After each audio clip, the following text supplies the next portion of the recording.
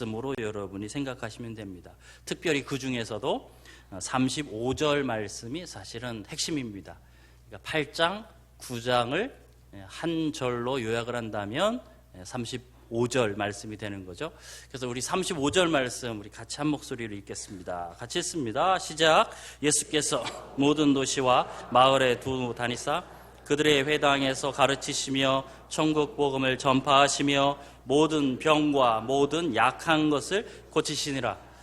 그런데 이 본문은 이 구절의 말씀은 사실 거의 비슷한 구절로 앞에 한 번 더 등장을 했습니다. 4장 23절 말씀으로 가보시면 그곳에서 거의 동일합니다. 자, 마태복음 4장 23절도 같이 읽어보겠습니다. 시작. 예수께서 온 갈릴리에 두루 다니사 그들의 회당에서 가르치시며 천국 복음을 전파하시며 백성 중에 모든 병과 모든 약한 것을 고치시니. 거의 비슷하죠.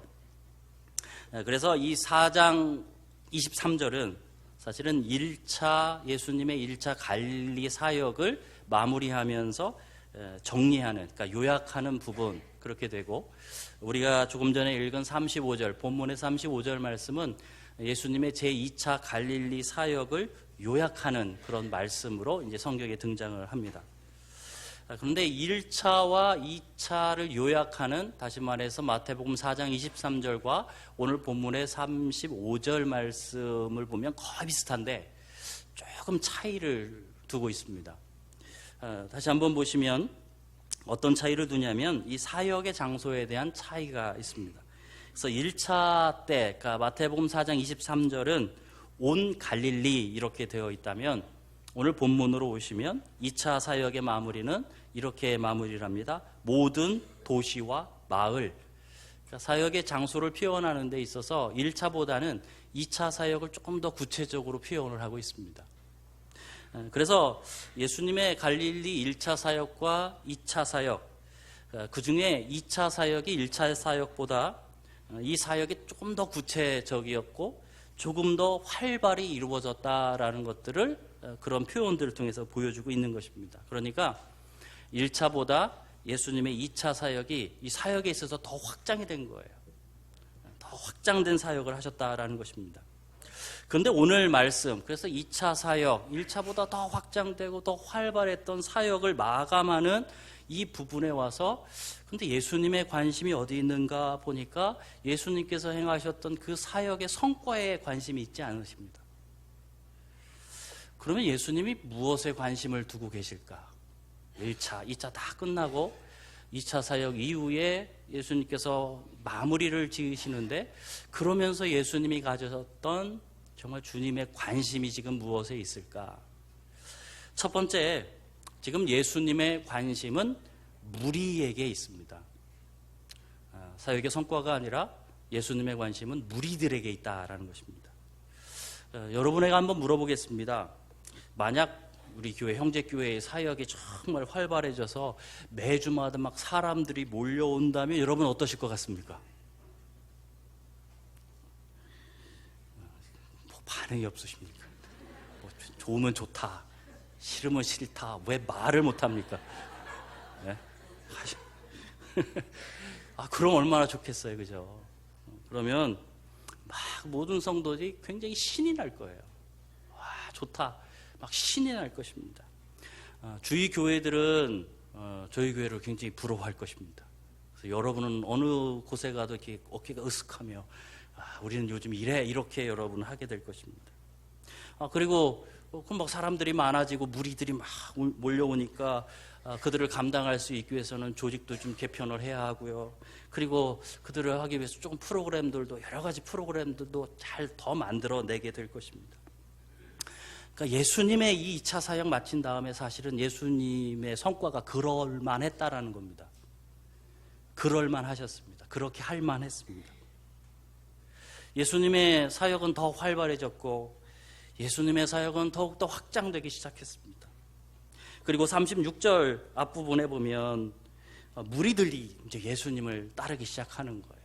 예수님이 사역하시고 나면 막 무리들이 예수님을 따라오기 시작합니다. 그런데 이상한 거죠. 뭐가 이상합니까? 예수님은 그들을 데리고 조직을 만드시지도 않았고 그들을 데리고 무엇인가를 하시지도 않습니다. 아무 일도 안 하십니다. 더 보면, 오늘 본문을 더 보시면 예수님께서 기뻐하시는 모습조차도 우리가 찾아볼 수가 없습니다.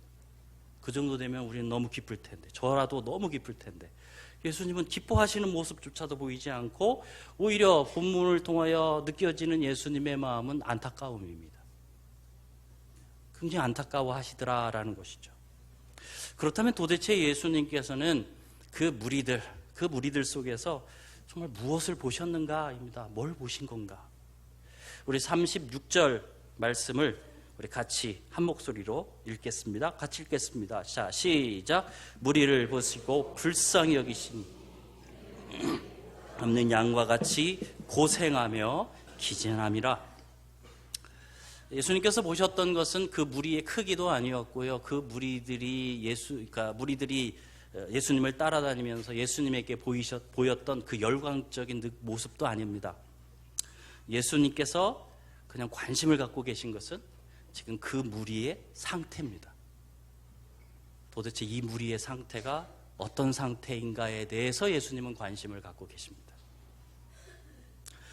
예수님께서 그 무리들을 보고 기뻐하시지 않은 이유는 사실 첫 번째, 그 무리들의 상태를 너무나도 잘 아셨어요.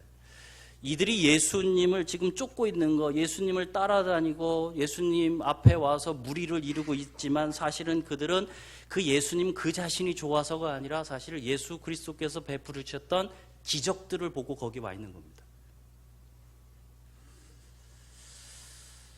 성도 여러분, 여러분은 왜 여기 오셨고 여러분은 왜 예수님을 따라 살아가십니까? 정말 예수님 좋으셔서 그러십니까?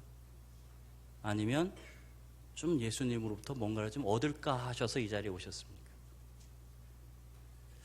두 번째, 예수님께서 기뻐하지 않으셨던 이유는 이들의 진정한 문제가 병, 가난, 인생의 고통, 거기에 있지 않다라는 것을 아셨기 때문입니다. 예수님께서 치유사역을 하시면서 이들의 고통을 덜어주셨어요. 근데 그것보다 더 근본적인 문제가 해결되지 않았다라는 것을 보셨습니다.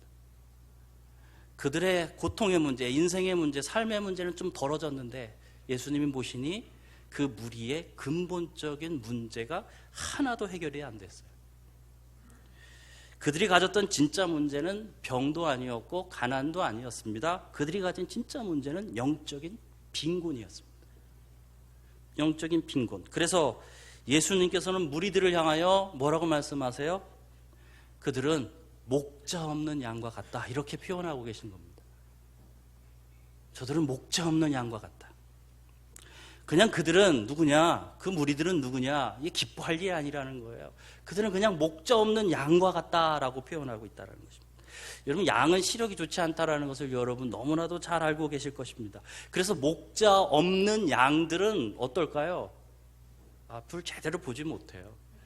방향을 제대로 못 잡아요. 그래서 이리 헤매고 저리 헤매고 그저 방황하는 것이죠. 그러다가 어떤 일까지 벌어집니까? 보이지 않으니 앞에 있는 양 엉덩이 바라보고 가다가 그 양떼가 모두 절벽에 낭떠러지에 떨어지는 그런 일들도 벌어지고 있지 않습니까? 그러니까 그 무리들은 다른 것이 아닙니다. 예수님의 눈에 비쳤던 그 무리의 모습은, 그 무리의 상태는 그러했다라는 겁니다. 이들에게는 목자가 없습니다. 지금 목자 없이 방황하는 거예요. 그러니 그들의 영혼이 무엇을 해도 지치는 겁니다. 힘든 것입니다. 여러분, 우리가 세상에서 무조건 열심히 산다라고 잘 사는 것이 아닙니다. 사실은 내 인생을 바른 길로 인도해주고 또한 나를 구원으로 인도해 주실 그 목자를 만약 찾지 못한다면 여러분, 이 세상에서 아무리 열심히 살아도 우리는 방향을 잃고 이리저리 방황하는 그냥 인생임에 그냥 불과한 것이죠. 그런 인생이 되는 것입니다. 많은 성과를 낼 수도 있습니다. 많은 업적들을 만들어낼 수도 있습니다. 그러나 영혼과 마음은 항상 공허하고 외롭고 그냥 이게 맞나 저게 맞나 그냥 방황하며 살아가는 그런 인생에 불과하다라는 것입니다. 그런데 문제는 뭐냐면 그렇게 살아가고 그렇게 진짜는 방황함에도 불구하고 자신들이 방황하는 줄을 몰라요. 왜 그렇습니까? 그냥 다 함께 방황하니까요. 다 함께 방황하니 자신이 방황하는 줄 모르는 거죠. 그래서 같이 낭떠러지에 떨어지는 겁니다. 양들이요. 이들 앞에는 사실은 지금 참 목자가 계십니다. 예수님이 계십니다. 그런데 이들은 그 예수님을 자기 인생의 참 목자로 여기고 있지 않습니다. 그러니 예수님이 목자 없는 양처럼 그렇게 이 무리들이 그러고 있다라고 말씀하고 있는 것이죠. 그저 그냥 자신들이 원하는 것, 그거 좀 얻으려고 예수님 앞에 온 것뿐입니다. 그냥 예수님을 따라온 것뿐입니다. 예수님 따라오면 뭔가 좋은 고물이 좀 떨어질 것 같아서 그냥 그 주님 앞에 와 있는 겁니다. 그게 오늘 본문에 나와 있는 무리들입니다. 여러분, 그 무리들이 기쁘시겠습니까? 그 무리들을 보고 아프시겠습니까? 그래서 예수님은 그들이 참 불쌍하다 그렇게 말씀한 것이죠. 그들이 불쌍하다라는 것입니다. 여러분, 이 예수님께서 이들을 불쌍히 여기시는 것은 그냥 감상적인 그런 동정 아닙니다. 그냥 값싼 동정도 아니고요. 여기 본문에 나와 있는 예수님이 이 무리를 불쌍히 여기셨다라는 이 불쌍히 여김은 구체적인 행동을 포함한 불쌍히 여김입니다. 여러분, 그래서 주님께서는 목숨을 걸고 이들의 목자가 되어 주실 것이죠. 예수님은 이 무리의 크기를 보시지 않았습니다.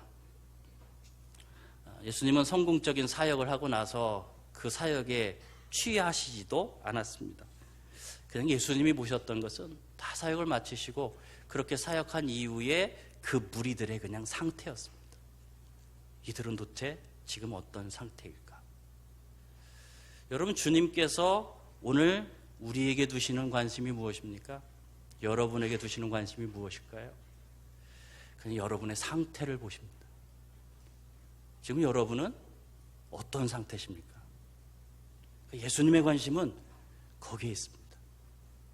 여러분의 관심이 어떤 상태인지. 두 번째 본문에서 예수님의 관심은 이제 그 무리들에 대한 상태의 관심에서 이제 제자들에게로 옮겨갑니다. 그래서 예수님의 관심은 지금 제자들에게 있습니다. 앞에서 말씀드렸던 것처럼 35절은 8장, 9장의 요약이라고 그렇게 말씀을 드렸어요. 근데 그 요약이 무엇이냐면 예수님의 사역을 세 가지로 요약하는 겁니다.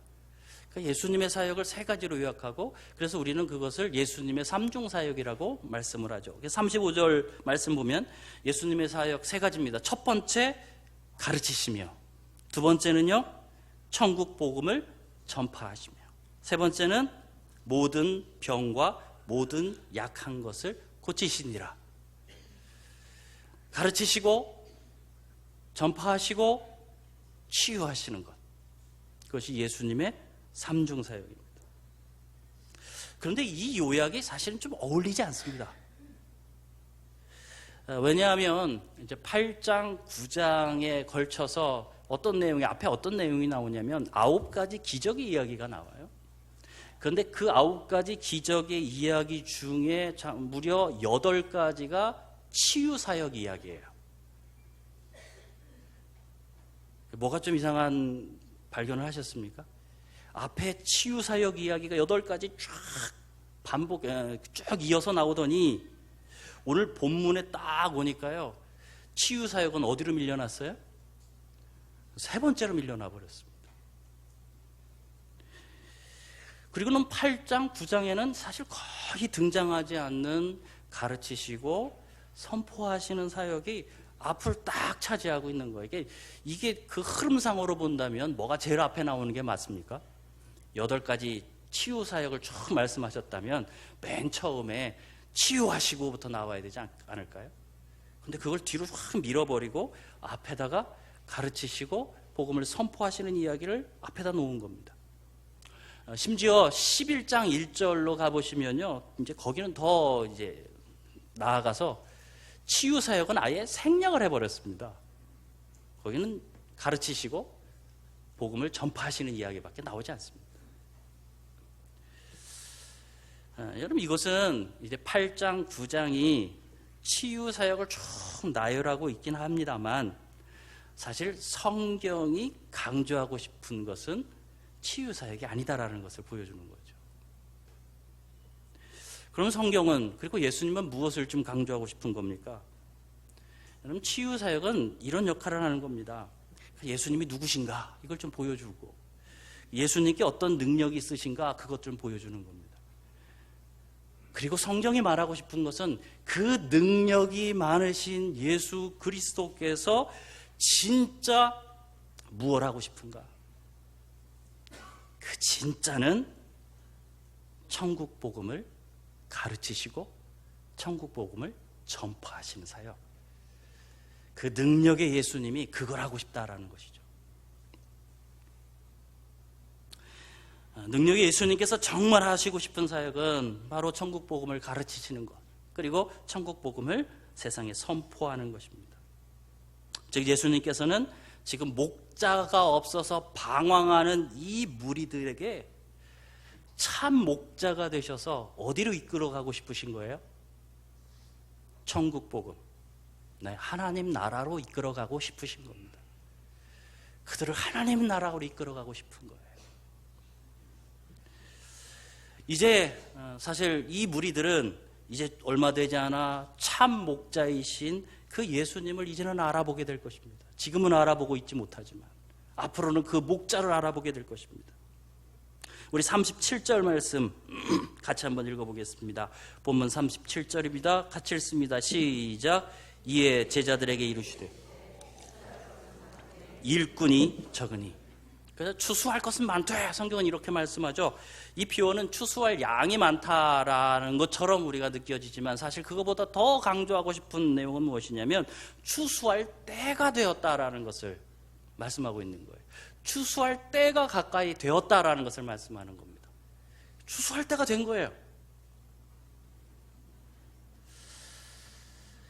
예수님께서 사역을 시작하실 때에 무엇을 말씀하고 제일 처음 무엇을 선포하고 사역을 시작하셨습니까? 그것이 예수님의 취임 설교일 수도 있고 그것이 예수님께서 할 가장 중요한 사역일 수도 있습니다. 4장 17절 말씀으로 가보시면 예수님께서 공생의 사역을 시작하시면서 이 말씀을 선포하셨습니다. 마태복음 4장 17절 같이 읽습니다. 시작. 이때로부터 예수께서 비로소 전파하여 이르시되 회개하라 천국이 가까이 왔느니라 하시니라. 뭘 선포하셨어요? 천국이 가까이 왔다, 그렇게 말씀하셨어요. 그러니까 예수님께서 이 땅에 오셨어요. 예수님께서 이 땅에 오셔서 이 제자들에게 있고 사람들 앞에 있다라는 것은 무엇을 말해주냐면 그 하나님의 나라가 가까이 왔다라는 것을 얘기하는 겁니다. 그 하나님의 나라가 문 앞에 있다라는 것을 말씀하는 것입니다. 그리고 예수 그리스도께서 이제는 모든 인류의, 모두 우리들의 나의 죄를 짊어지고 십자가에 죽으실 것이고, 그리고 주님께서는 그 사망 권세 이기시고 부활하실 것입니다. 그때에 이 하나님의 나라는 우리 이 세상 가운데 도래하는 겁니다. 하나님 나라 문이 열리는 것입니다. 여기서 추수할 때는 바로 언제입니까? 그렇게 하나님 나라 문이 활짝 열려서 하나님의 백성들, 하나님 나라 백성들을 불러 모을 그때가 가까웠다라는 거예요. 그게 추수할 때입니다. 그때가 가까이 왔다라는 것입니다. 그런데 예수님께서 그때를 앞두고 지금 그때가 앞에 와 있습니다. 근데 그때를 앞두고 예수님께서 문제점 하나를 발견하셨습니다. 문제를 하나 찾아내셨어요. 무슨 문제예요? 그때가 가까이 왔습니다. 추수할 것은 많습니다. 그런데 뭐가 없습니까? 일꾼이 어떻다고 말씀하세요? 적다라고 말씀하십니다. 이게 문제인 거예요. 그때가 딱 도래하고 바로 앞에 있는데 그 일을 감당할 사람들은 너무 적은 거예요. 그렇다면 예수님은 무엇을 하셔야 될까요? 예수님 뭐 하셔야 됩니까? 2020년 이제 한 달 앞으로 다가왔습니다. 그죠? 그래서 우리가 교회가 지금 뭐 하고 있나? 2020년을 앞두고 가까이 와 있어요. 그죠? 바로 눈앞에 와 있습니다. 그래서 2020년을 위해서 교회가 지금 무엇하고 있나요? 모르시죠? 뭐 해야 되나요? 교회가 지금 뭐 해야 되나요? 2020년 일꾼을 선발해야 되잖아요. 가까이 왔으니까 선발해야 되는 거예요. 그와 같이 이 추수의 때가 가까이 왔습니다. 그럼 예수님 뭐 하셔야 됩니까? 예수님도 뭐 하셔야 될까요? 그 일을 할 일꾼들을 선발하시는 겁니다. 여러분, 그래서 예수님께서 일꾼이 적다라고 말씀하시는 것은 사실 이것은 없다라고 한탄하시는 말씀이 아닙니다. 이건 없다라고 하시는 말씀이 아니라 추수 때가 가까웠는데 지금 일꾼이 적으니 내가 일꾼을 선발하겠다라는 말씀입니다. 내가 일꾼을 뽑겠다, 그렇게 말씀하는 거예요. 그리고 10장으로 넘어가 보세요. 10장 2절에서 4절 말씀 한번 가보세요. 내가 일꾼을 뽑겠다라고 하신 예수 그리스도께서 무슨 일을 하고 계신지요. 10장 2절에서 4절 같이 읽겠습니다. 시작. 12 사도의 이름은 이러하니 베드로라 하는 시몬을 비롯하여 그의 형제 안드레와 야고보와 요한, 빌립과 야돌로메, 도마와 세리마테, 알페오의 아들 야고보와 다데오, 가나나인 시몬 및 가롯 유다 곧 예수를 할 자라. 예수님은 그때가 가까웠는데 일꾼이 적다라고 말씀하시고, 그래서 예수님은 지금 12 제자를 세우실 겁니다.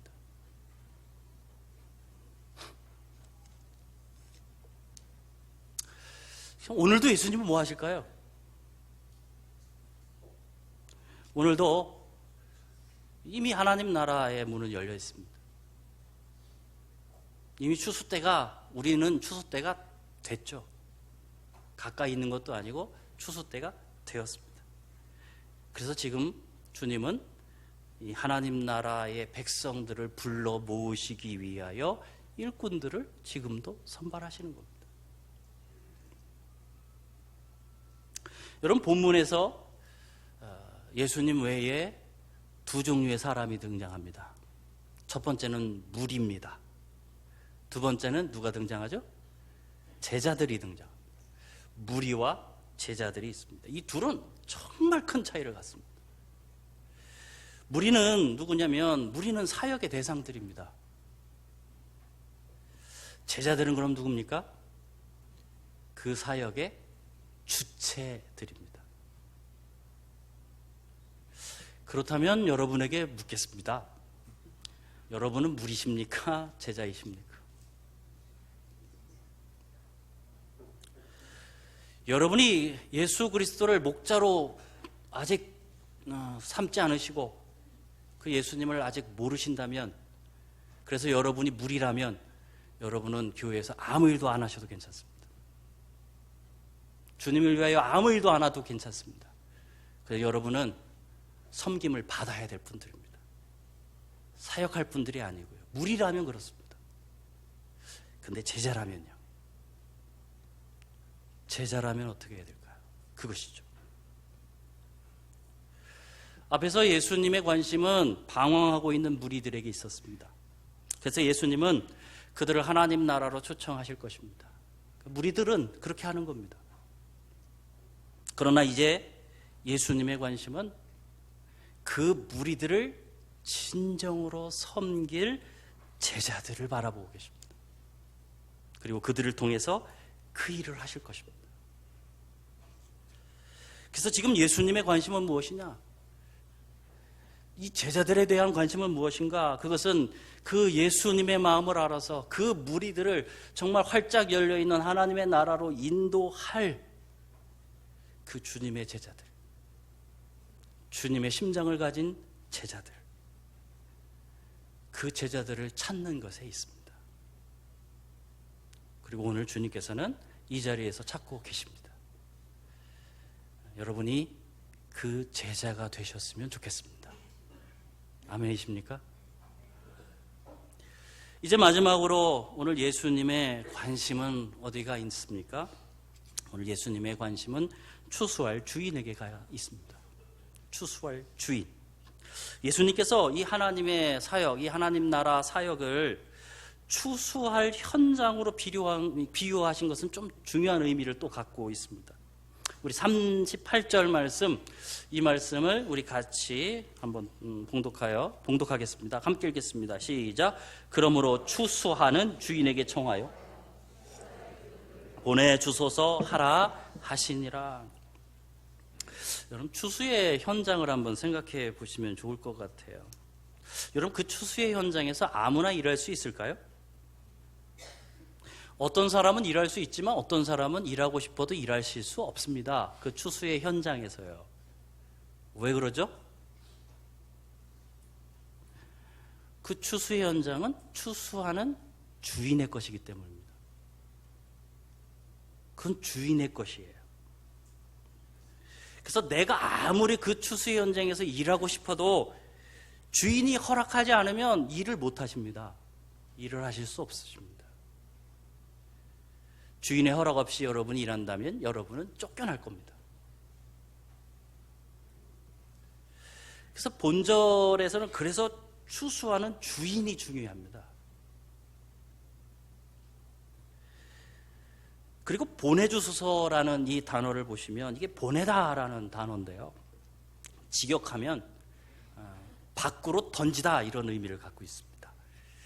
그래서 그 헬라어로는 에크발로라고 하는데요. 그래서 제가 이 단어를 신학교 다닐 때 어떻게 외웠냐면 에크발로, 발로가 던지다라는 뜻이거든요. 그래서 이렇게 외웠어요. 발로 던지다. 그래서 발로는 던지다. 이렇게 외워서요. 일부 예배 때는 밖으로 던지다라고 해야 되는데 저도 모르게 발로 던지다 이렇게 얘기를 해버렸어요. 에크발로, 밖으로 던지는 겁니다. 근데 성경에서는 이 단어를 뭐 쫓아내다, 내어 쫓다 뭐 이런 의미로도 사용을 합니다. 그래서 이 단어의 뉘앙스가 무엇이냐면 본인의 의사와 상관없이 이렇게 되는 겁니다. 내 의사와 상관없이 이렇게 되는 겁니다. 그래서 이 하나님의 추수 현장, 이 하나님의 사역지에 하나님께서 보내시는 일꾼은 누구냐면 그 일꾼은 하나님이 선택한 사람입니다. 그죠? 하나님이 선택하고 하나님께서 강권하여서 하나님의 의지로 보낸 사람들입니다. 내가 하고 싶다고 할 수 있는 게 아니라는 것이죠. 하나님께서 허락하셔야 그 일을 합니다. 하나님이 선택하신 자들이 그 일을 할 수 있습니다. 그렇다면 하나님께서 우리에게 일을 맡겨주신다면 그 일은 어떤 일일까요? 정말 특별한 특권 아닙니까? 정말 하나님의 은혜가 아닙니까? 여러분은 하나님의 일을 하시고 싶어도 못 하신다니까요. 하나님이 허락하시기 전까지는요. 그러니 이 사역의 현장에서 특별히 영혼들을 섬기는 사역의 현장에서 일을 한다는 것은 그럼 하나님의 놀라운 은혜를 경험하시는 것입니다.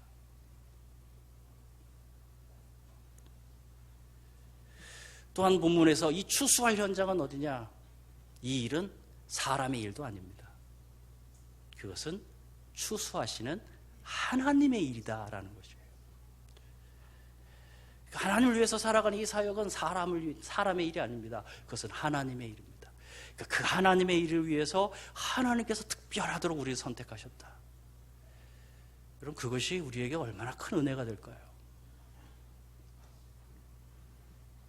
그래서 우리는 두 가지 반응을 여러분 보이셔야 하는 거예요. 이 추수의 현장에서 그 일꾼으로 사용할 수 있는 사람은 누구냐? 그것은 하나님이 보낸 사람만이 가능한 겁니다. 그래서 두 가지를 하셔야 돼요. 첫 번째는 무엇을 하셔야 되냐면 간청을 하셔야 합니다. 기도를 하셔야 합니다. 이것은 여러분 모두가 하셔야 될 일입니다. 예외 없습니다. 여러분 이것을 위해서 기도하셔야 합니다. 하나님 우리에게 하나님의 그 일꾼을 보내주세요라고 여러분은 기도하셔야 합니다. 38절을 다시 보시면 그러므로 추수하는 주인에게 어떻게 하라고요? 청하라고 말씀하고 있습니다. 청하여 추수할 일꾼을 보내주소서 하라 이렇게 말씀하셨습니다. 예수님은 일꾼을 청하라, 일꾼을 보내달라고 하나님께 청하라, 기도하라 이렇게 말씀하고 있는 것입니다. 이 시대에 정말 맞는 일꾼들, 그 하나님의 추수의 현장에서 사역할 수 있는 일꾼들을 하나님 우리에게 보내주세요라고 여러분은 모두는 기도하셔야 합니다. 어떤 일꾼을 달라고 기도해야 합니까? 조금 전에 찾으시는 제자, 무리에 대한 그 주님의 마음을 알고 정말 이 영혼들을 하나님의 나라로 인도할, 그래서 엄청난 능력 우리에게 필요하지만 무엇보다 정말 영혼을 사랑할 수 있는 하나님의 일꾼, 여러분 그 일꾼을 달라고 여러분은 기도하셔야 합니다. 두 번째, 우리가 그 하나님의 그 부르심 앞에 보일 반응은 내가 하나님이 보내신 그 일꾼인지 정말 진지하게 묻는 것입니다. 하나님 앞에 묻는 것입니다. 하나님, 제가 그 일꾼입니까? 여러분 물으셔야 돼요. 우리 안에서 이런 우스갯 이야기가 있습니다. 교회의 교우 중에 자녀가 선교사로 헌신을 했습니다. 그러면 모든 성도들이 찾아가서 그 교우에게 찾아가서 와, 정말 귀한 일을 하시는군요. 정말 하나님이 기뻐하시겠습니다 라고 이야기하지만 내 집에 있는 내 자녀가 선교사로 만약 헌신한다고 그러면 왜 그런 어려운 일을 하려고 하냐 하면서 뜯어 말린다라는 겁니다.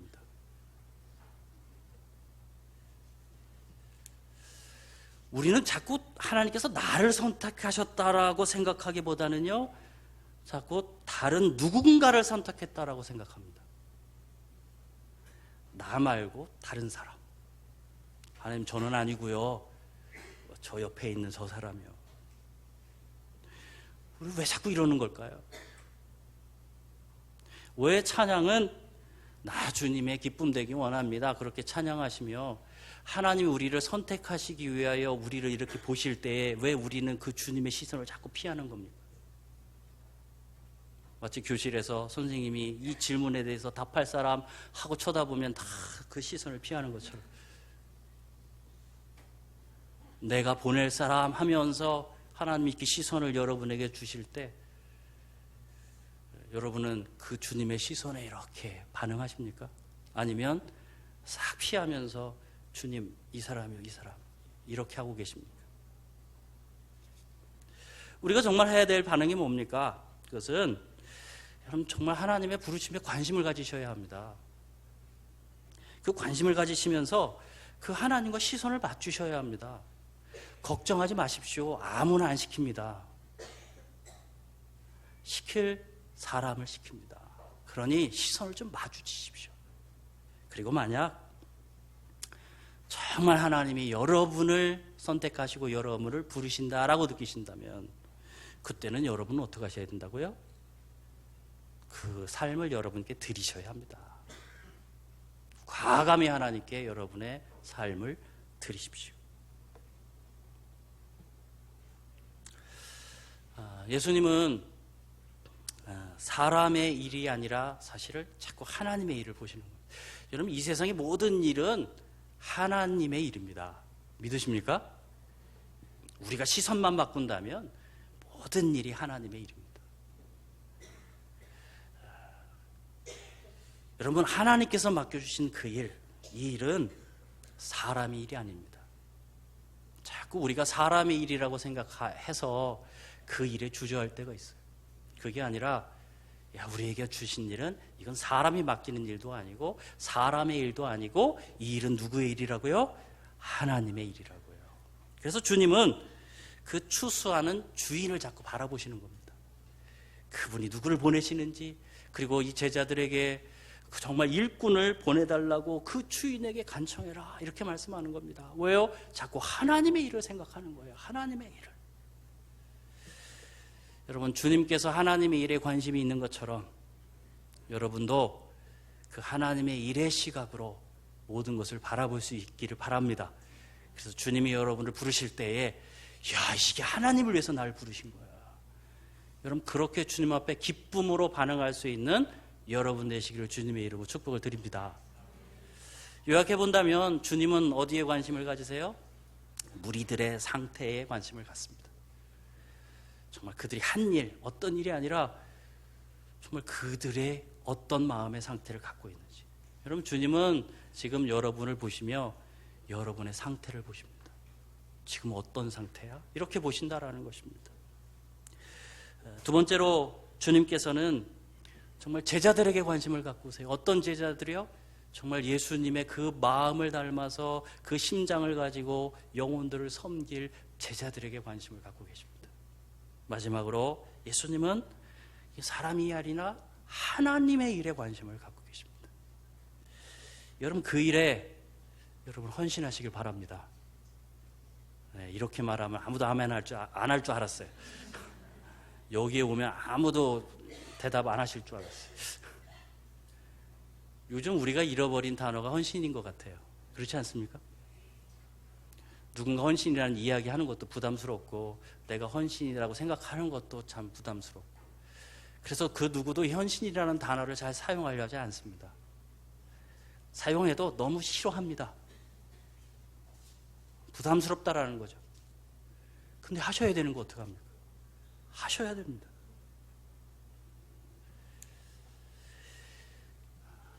무리들의 상태를 바라보시며 불쌍히 여기시고 마음 아파하시는 그 예수님과 함께 여러분은 그 일에 동참하셔야 돼요. 제자로서 여러분은 정말 헌신하셔야 됩니다. 믿으십니까? 여러분은 사람의 일이 아니라 정말 하나님의 일에 헌신하셔야 됩니다. 그 단어를 다시 찾으셔야 합니다. 헌신이라는 단어. 여러분, 그 헌신이라는 단어를 찾고 정말 하나님의 부르심 앞에 헌신하며 살아가는 여러분 되기를 주님의 이름으로 축복을 드립니다. 이 시간